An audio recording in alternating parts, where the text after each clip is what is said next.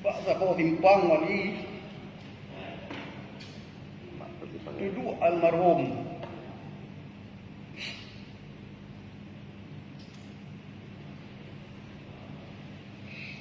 Duduk wali bak timpang jalan. Tengah gemuk. Tengah gemuk ya mata roh. Batah ke? Long kata le long terkejut long udu wali long kun. Long belum duduk mak doa tengah duduk. Long kata numpang tahu buat bini. Numpang baca numpang bawa badai. Numpang yang melipat. Long tanya ni kena pakan wali long tanya. Tengah long tanya pakan perut terkejut long wali luar. Ada tengah jawab wali almarhum.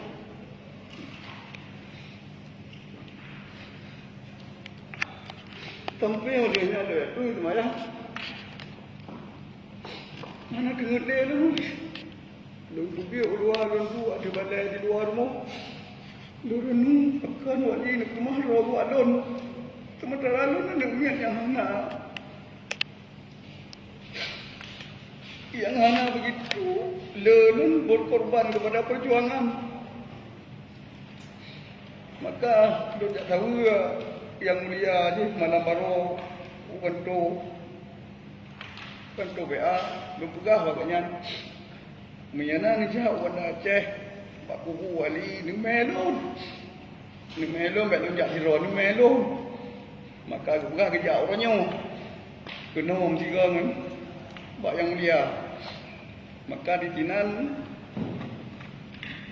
hom si wali fikir-fikir supaya sampai yang memang nyan betul dari Allah Ta'ala sampai di pura almarhum gemuk dalam jirat gara-gara katanya yang kubahnya hana terkepuk perjuangan lagi mud katnya bangsa tu sesuai lagi yang kali bicara lagi katnya katanya sampai lagi nyo kamu tonton lagi kata tanam pengecap perjuangan lagi ada lagi habis dalam pura